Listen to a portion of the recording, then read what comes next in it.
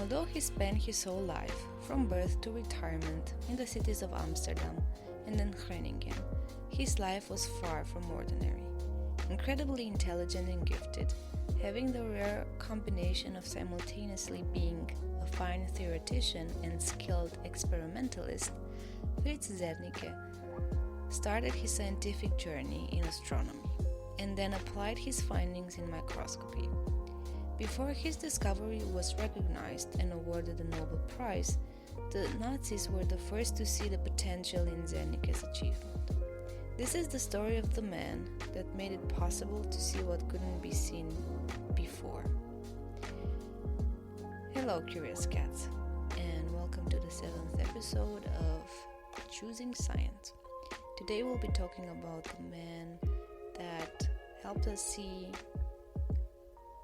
through the microscope in a way that couldn't be seen before, and who had to fight for his great invention almost 23 years until he finally got his well-deserved Nobel Prize.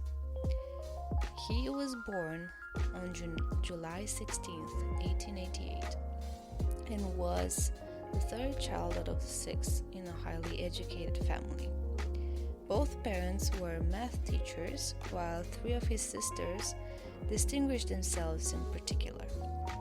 So one of them was one of the most prominent poets in the country. She was called Elizabeth Zernike. Another sister, Anna Zernike, became the first woman ordained in the Dutch Mennonite Church, and the third died 8 days before she turned 100 years old, which I oddly count as an achievement because that must be so infuriating. But speaking of, I found out that 4 out of the 6 siblings died in March, including Frits, which I guess in a very morbid way, it practically made death anniversaries quite convenient.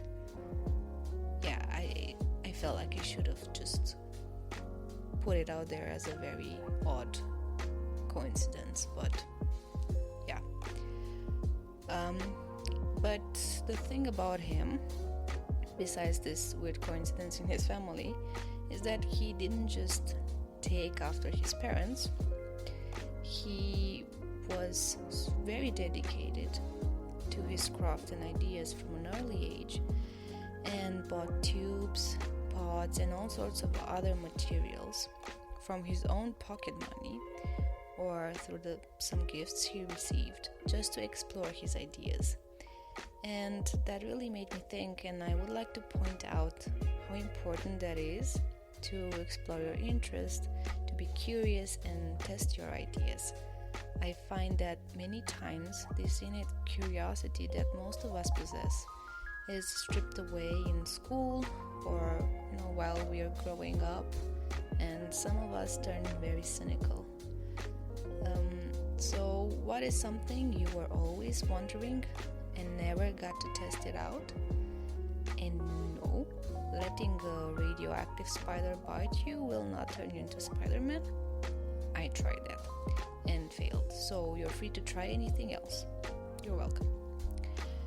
In his scientific adventure, it sort of started, let's say, when he got into university in 1908, where he chose to major in chemistry and minor in physics and maths, so basically in almost everything.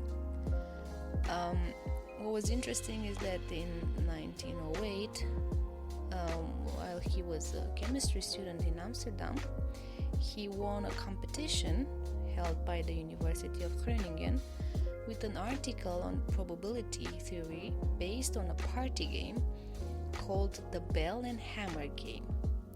The university published Zernike's article, which was written in French out of all of the languages possible, not sure why, but it would also spanned 34 very densely written pages. In it, he described the game's components, including cards, dice, and counters, and explained the various chances of winning through extensive calculations and mathematical transformations, which sounds cool, but I have a feeling that he was not fun at parties. But who am I to judge? He received his prize for this article, a medal from the university's Senate, on August 16th, 1908, during the opening of the academic year. His research during his bachelor's and master also won him a medal, a gold medal, from the Dutch Society of Science in 1912. A year later, on a fateful day, he met Jacobus Kaptein, who was not the captain, a bit of a false advertisement, but he was something related to that. He was an astronomer, and he introduced Zernike to astronomy. A little fun fact about Jacobus: he was one in 14 children. More remarkable about him is the fact that he was the first one to show that the stars move into opposite streams, which later served as proof that the Milky Way is perpetually rotating and moving through space. He supervised the cataloging of more than 450,000 southern stars and applied statistics to determine the architecture of that part of the galaxy. The amount of work and dedication is honestly astonishing to think about, especially in those times with no computers, and Zernike got the chance to do his studies under him, which was very fortunate. While Zernike had some valuable discoveries during this time and when he was an associate professor later on, for example, a new type of galvanometer, or when he wrote integral equations theory for equilibrium for fluids and so on. The invention he is most known for is the phase contrast technique in microscopy, for which he also received a Nobel Prize later on. Initially, he encountered an issue while using the telescope, but later recognized the fact that in microscopy at that time they had the same problem, and he very elegantly solved it with the phase contrast technique. So telescopes and microscopes employ mirrors, which at that time sometimes produced ghost images, and Zernike hypothesized that they were caused by out-of-phase wavelengths. If he could somehow bring the direct and diffracted images back into phase, perhaps this aberration, these ghost images, would disappear. But let's dive in on what exactly is this phase contrast technique. So, science time. The phase contrast is a technique used in microscopy to enhance the contrast of transparent specimens, such as cells, for example. Normally, these transparent specimens are very difficult to see under a microscope because they do not absorb or scatter light strongly enough to create a visible contrast. So, the phase of light refers to the position of the light wave at a particular point in time. Specifically, it refers to the relationship between the peaks and throughs of the light wave. That's why it's a wave, because it oscillates, and how they align with respect to a reference point. In a simple wave, so just think about one simple wave. The phase is determined by the position of the wave relative to this maximum amplitude or highest peak of the wave. When two waves are combined, their phases can add up or cancel each other depending on their alignment. In the context of phase contrast microscopy, the phase of light passing through a transparent specimen is altered by a special faceplate, causing a shift in the alignment of the light waves passing through different parts of the specimen. This faceplate was invented by Zernike. And this shift of these different wavelengths creates a visible contrast in the resulting image, making it possible to observe the otherwise transparent specimen. The faceplate produces two beams of light, one that passes through the specimen and another that bypasses it. When these two beams are recombined, they interfere with each other and create a distinctive pattern of bright and dark areas that correspond to the different phases of the light passing through the specimen. This creates a high contrast image of the transparent specimen, making it much easier to see and study. And the best thing about it was that the specimens could be kept alive and studied, because more in-depth analysis meant killing and staining them before this technique was invented. They could finally observe living cells and microorganisms at a detail never before encountered while keeping them alive. So, sounds really cool, right? Not so much for the community at the time, which met the invention with crickets. Although Zernike discovered it in 1930, he will receive his Nobel Prize for it only in 1953. He actively made efforts to popularize his invention and tried to bring its benefits to the attention of the scientific community. He even went to the Zeiss company, which is one of the oldest and still leading company in optical instruments. But the reaction to Zernike's invention was unexpectedly cold. So cold, in fact, that Zernike felt the need to mention it in his Nobel Prize speech. And I quote, "With the phase contrast method still in the first, somewhat primitive stage, I went in 1932 to the Zeiss works in Jena to demonstrate. It was not received with such enthusiasm as I expected. Worst of all was one of the oldest scientific associates who said, 'If this had any practical value, we would ourselves have invented it long ago.'" Long ago indeed. The great achievements of the firm in practical and theoretical microscopy were all due to their famous leader Ernst Abbe and dated from before 1890, the year in which Abbe became sole proprietor of the Zeiss works. From then on, he had been absorbed in administrative and social problems, partly also in other fields of optics. Indeed, his last work on microscopy dates from that same year. In it, he gave a simple reason for certain difficulties with transparent objects, but this was of no account. His increasing staff of scientific collaborators, evidently under the impression of his inspiring personality, formed the tradition that everything worth knowing or trying in microscopy had been achieved already. For more than 25 years after Abbe's death in 1906, his great authority thus barred the way to further progress. Here is one more remarkable historic point.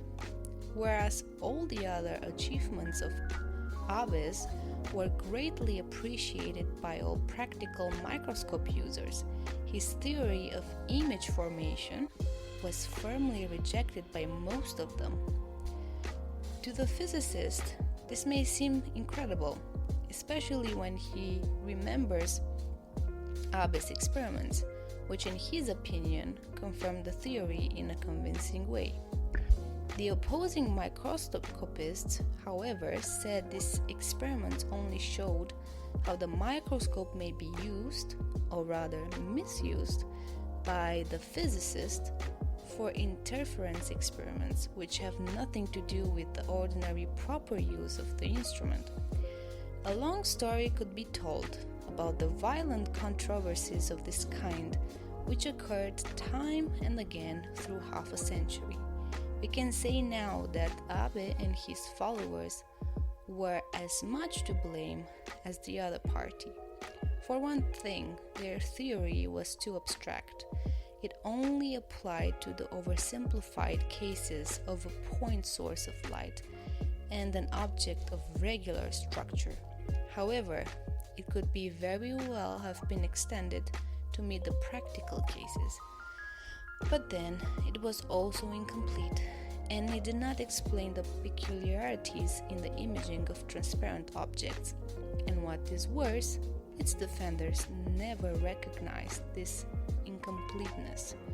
Small wonder, therefore, that the microscopists rejected the theory as useless in practice. End quote. So, we have to appreciate the subtlety with which Zernike roasted the people at Zeiss with maybe too many words, but he basically do that. And I would probably be just as petty in my Nobel Prize speech if I have to wait so long for my invention to be recognized for what it was. So what he did was to tell them, and pardon my French, that they couldn't tell their ass from a hole in the ground. In a very eloquently justified his stance. And ironically, to all of this, to add insult to injury, I guess, is that the Nazis, or more specifically the Wehrmacht, had less of an ego and recognized the phase contrast as for what it was, revolutionary. Although it is not documented if it was actually used for their agenda, I couldn't find much. They did seize the technical details in an attempt to gain an advantage in the war and started the mass production of these microscopes. Regardless, after World War II ended, the new microscopes kept being mass-produced by Zeiss and other companies. Zernike said about this, quote, Zeiss in Jena, who had started with so little enthusiasm, slowly continued with the method. After some more of my visits, after some years of developing two complicated instruments, and after further delay by the war, they bought out phase contrast objectives and accessories in 1941. End quote. I guess one only realizes what they had after a bunch of genocidal nationalists took it away from them. I would not recommend using this tactic to gain recognition though, but what do I know? Side note, time for the question of the episode. What other technological advancements were seized by the Nazis, by the Wehrmacht? And yes, there were a lot of them.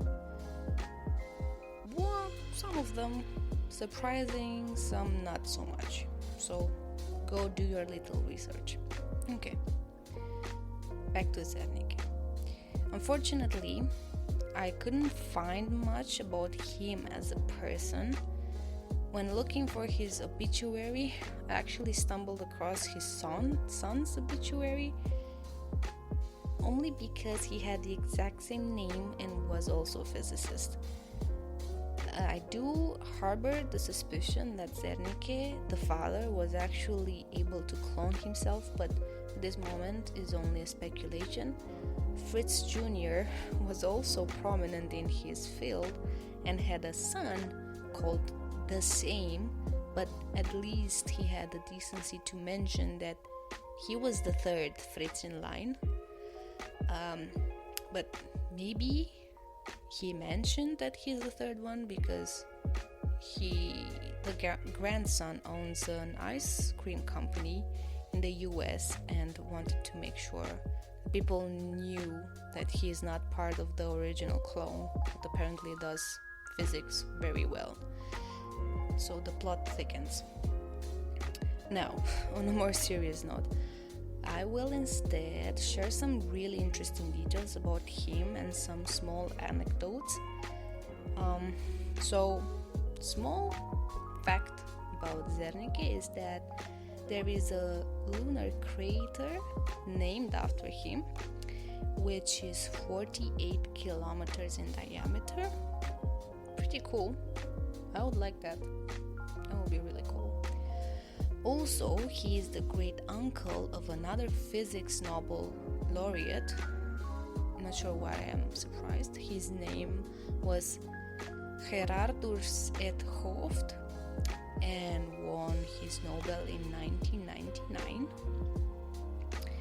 And on the 100th anniversary of Zernike's birth in 1988, his son Frits Jr., I guess the original clone, and his granddaughter had intended to donate his original gold Nobel Prize medal to the University Museum in Groningen. However, though, when they arrived in the Netherlands from England, where they were residing, the medal was missing from their luggage.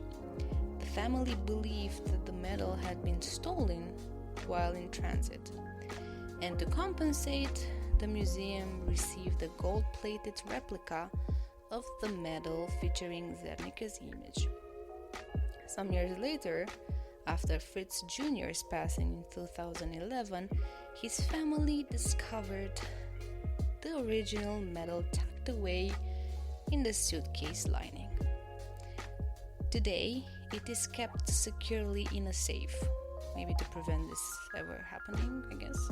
So, those times you forget money in your winter trousers and give yourself a surprise the next year, but with very valuable metal. And another interesting anecdote about him, he was always experimenting. And according to the biography on the Groningen University's website, he was also a little menace to his colleagues' materials. Apparently, he often needed resources for his craft and new projects, and reportedly believed that the paperclip was the most important tool for any experiment. If I knew, probably now I would have a Nobel Prize too.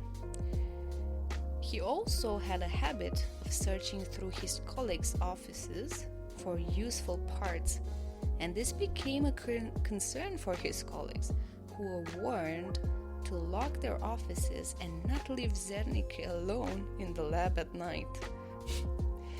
However, a friendly porter who left a small cellar window open allowed Zernike to continue his scavenging.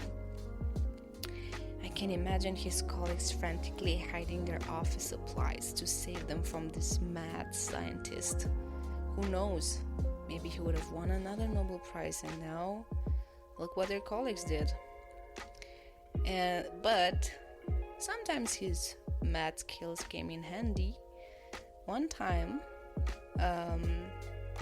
but this happened outside of the laboratory apparently.